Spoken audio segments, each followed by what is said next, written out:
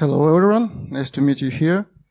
My name is Anton, I'm from Positive Technologies Expert Security Center, and today we'll talk about the automated malware attribution engine and how it helps to find the actors behind the cyber attack. So this is our agenda. First of all, we'll determine what attribution is and why it is important. Next, I'll give you an overview of our engine structure and and give some details about its core analytical models. Next, we will also take a look at the examples of how each model works, and of course, we'll see the engine's test results. In conclusion, we'll talk about the prospects and applications of the engine. For the beginning, let's talk about attribution in general and how it is done. Attribution is a process of finding the authors and actors that stay behind the cyber attack. In this presentation, we discuss the attribution of malware samples that are used in these attacks. We know that sometimes it is a complex and tedious process. Also, it is important to say that extremely rarely it gives us a direct answer for the question, who is the author. Much more often, we can only make a probabilistic assumption on this. So we can say that attribution is fuzzy, but nevertheless, it is very helpful. It can bring a significant benefit during incident response. If we know which APT group attacks us, we can take response measures consistent with their tactics and techniques. And moreover, it can help us to act proactively. But as we said, it is a complex process, so we will inevitably meet some challenges. First of all, researchers that analyze malware samples should have high skill level and rich experience in malware analysis, not only because they need to pay attention to previously analyzed samples, but also because of tons of details that can point out to the authors. We can identify three main areas by studying which we perform attribution: code-based characteristics of the sample, tactics and techniques used, and of course network infrastructure employed. So to perform attribution more effectively, we can think about the approaches to automation. In general terms, we can separate attribution automation into two steps. The first step consists of gathering known and attributed samples, analyzing each sample to extract useful features, then saving them to a database. The second step comes when the new unknown file appears. We should also analyze this file, extract the same classes of features as for known files, and then compare these features to all known files to find the best candidate group for it. We implemented this approach in our attribution engine, so let's see its general working process. Every new malware sample received for analysis is carefully studied, deconstructed for features, and fed to the engine for processing. After the analysis and comparison, the engine produces a rating of similarity for each analyzed file. This rating consists of scores that tell us how similar a certain file to a different threat actors toolset is. The core function of the engine is to extract features from each file, so let's talk about these features. The first class is basic file metadata. It includes cryptographical and fuzzy hashes of the whole file or its parts. Some specific hashes such as imp hash or exp hash, also information about file metadata, file signatures, PDB information, and etc. The next are code-based features. While analyzing the sample, we should pay attention to unique constants, magic values, specific structures, unique implementation of code tasks, or the overall control flow. So we need to somehow represent these peculiarities to be able to compare them later. The next class of features is, on the one hand, pretty obvious from the analyst's point of view, but it sometimes cannot be so easy to teach a program to detect it. We're talking about the tactics and techniques of the group. So we can represent it using some heuristic rules to find and correlate malicious code snippets with some suspicious API functions used. The last class of features is a result of dynamic analysis. It includes sandbox traces and events, sandbox traces of events and behavior-based detections. Our analytical core consists of 7 models. Each of them is responsible for feature extraction and comparison based on its specifics. These models are basic static profiling, static techniques profiling, tools mapping, dynamic techniques profiling, genotypes, control flow graph profiling, and traces profiling. Before delving into the models, let's talk about a test sample. We'll use a Lechner backdoor, also known as backspace, to demonstrate the work of each model. This backdoor belongs to APT30 group and has a wide spectrum of functions such as additional models or plugins downloading, host infected system manipulation, system reconnaissance, information stealing, and also capable of creating a reverse shell. It was described by Mendiant in their report about APT30 group. Now let's get to the models. For the beginning, we should gather common information about the file analyzed. These characteristics don't require any deep analysis. So the first model is basic static profile model. Some of the features computed are pretty basic, such as cryptographic and fuzzy hashes, file signatures, and metadata.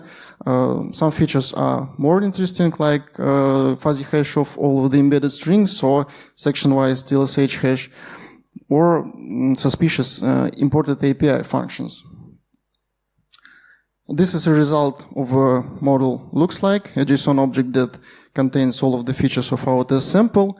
We can see an imp hash and exp hash values and their corresponding fuzzy variants, a list of suspicious imported API functions, section-wise TLSH hash, and fuzzy hash of all of the embedded strings.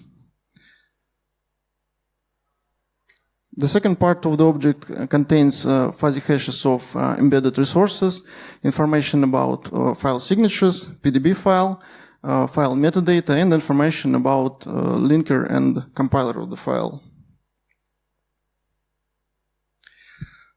Sometimes a new file can be detected as a particular malware family sample, and there may be information that some threat actor uses this family in their attacks. So tools mapping model allows us to determine whether analyzed file belongs to a known threat actor toolset. We submit the file to PT feeds system to get malware family information and try to map it to a known threat actor. If we don't have yet this information, we send a sample to a PT sandbox system to retrieve malware family tag. The next model is more complex. It uses a heuristic engine to scan the file with the rules to find points of interest in the file. These rules can be of different scope, like the whole file, or single function, or function basic block, and can find such valuable parts as obfuscation, compression, encryption, sandbox checks, anti-analysis techniques, network communication, or infected host system reconnaissance. We rated and filtered detection rules to find the most important points that we can use further. This heuristic scan can be performed with the Mendiant capo, for example. And let's see the example. This is a list of rules that were triggered while scanning the file. We can see that our test sample is capable of interaction with the Windows system registry. It creates and uses a socket for communication with the control server. it tries to gather information about infected system, such as host name or disk information, and also uses Tor operation for data encoding. The dynamic techniques profile model profile consists of behavior-based detections and events generated while analyzing the file in sandbox. These are file system and registry manipulation events, and also malicious detections found by the sandbox system. So the result is pretty simple. It consists of malicious behavior-based detections. So we can see that sandbox detected test sample as generic malware. Also, it detected that it tried to persist in system by registry key and tried to avoid execution by abusing a delay.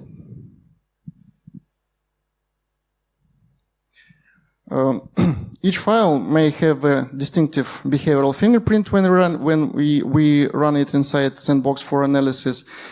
We may not only be talking about malicious techniques or methods here, but also benign interaction with the operating system. Traces profile model at first glance looks similar to dynamic techniques profile, but they are not identical. Traces profile consists of functions that analyze sample called inside sandbox. These calls are related to file system and registry operation, and also all hooked system calls. So here they are, a list of names of system calls that were hooked by sandbox. We can see that they are they joined into a shingles. So these shingles determine a behavioral fingerprint of the sample. The next model is Genotypes model. It is pretty complex. It is dedicated to finding unique byte sequences that represent code instructions implementing valuable functionality. It also uses a heuristic scan engine to detect points of interest. Then it extracts these. Then it extracts these bytes of and neighboring basic blocks for these instructions and performs templatization. This templatization increases the level of abstraction and allows us to capture not only the exact same file, but also similar files with slight modifications in code fragments. For templatization, we can use such project as ERG, which is developed by our coworker Sergei Tarasov, and Intel Z library. These projects help us to convert the exact instructions to regular expressions and corresponding Z forms. Genotype production can be illustrated by this simple example. First of all, we should find some valuable code fragment implementing interesting functionality. In this case, we observe simple Zor encryption. So we extract bytes of these instructions and then apply ERG project to replace concrete model RAM and SIB bytes with masks. And the final step is to convert each instruction to corresponding Z forms. Z forms are the representation of the instruction that preserves information about opcode value and types of operands, but not the exact values of the operands. Such shifting expands the cover. These steps allows us to represent instructions not as hard-code signatures, but as fuzzy images of signatures, and such lifting expands the coverage of detection of a genotype. These are found genotypes in our test file. What? ERG genotypes looks like byte regular expressions for Yara rules, and Z genotypes are sequences of Z forms, where each Z forms is represented as a 2-byte value. The last model, control flow graph profile model, is the most complex in our system. It covers the functions characteristics based on their graph representation and also semantics of the function. It includes vectors of nodes, edges, cross-references. Also, there is a feature called graph signature, which is constructed from a graph's dominated tree. The semantics of the functions is represented by vectors of instructions categories and forms, imported functions, and unique constants. Features inside the control flow graph profile are divided into two large parts. Each group of features is extracted for both compared functions from a known file and unknown file. The first group is named filtering features. These features are designed to reject incomparable pairs of functions. This group includes nodes vector that represents number of nodes of each type, edges vector, the same as nodes but for edges, cross-references vector contains number of incoming and outgoing references in the function. Dominated tree signature is a string of zeros and ones that represent relations between nodes in a graph. And the last feature in this group is instructions categories vector that contains number of each Z instruction category. The second group is decisive features. These features are used to find the degree of similarity between pair of functions. There are three features in this group. The first is a set of unique or rare constants that were found in the function list of imported API functions, and the last one is a vector of instructions forms. The vector of instruction forms represent the semantics of a function in a fuzzy way. The result of control flow graph profile model is a pretty big object. On the first part of the image, we can see vectors of nodes, edges, and cross-references. Vectors dimensions are the types of the corresponding entities, and the values are the numbers of such entities. Dominated tree signature is a string of zeros and ones that is constructed by applying depth first search on graph's dominated tree. The second part of the object represents vectors of instructions categories and instructions forms. The next element is a set of unique constants that were found during analysis the function, and the last one is a vector of all of imported API functions that were called in the analyzed function. And now we will talk in general about the main purpose of the engine. We can represent the process of comparison by this simplified diagram. Results of each model's analysis are used to compare with the corresponding features from the attributed files database. After that, we have 7 scores, 1 for each model, and the final score is calculated using a linear combination of the scores from the models multiplied by their weights.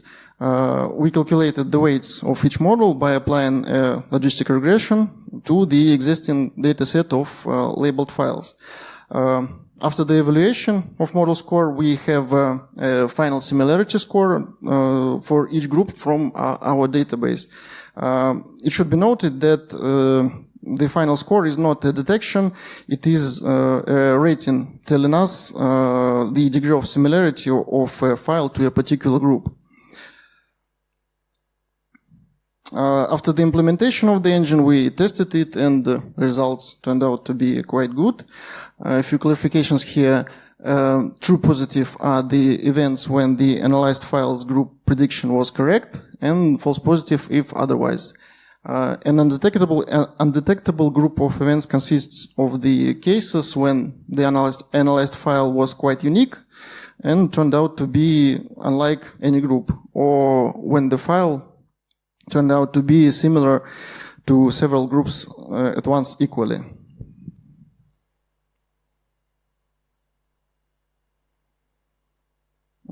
In conclusion, there are several final thoughts on automated attribution engine. First of all, it helps us to enrich indicators of compromise with knowledge of threat actors. Knowing the threat actor that stays behind the sample or attack is crucial for understanding attacks' motivation, tactics, and scope. This information helps defenders to anticipate and prepare for future attacks, and enables to prioritize efforts and allocate resources effectively and develop targeted defenses against similar attacks.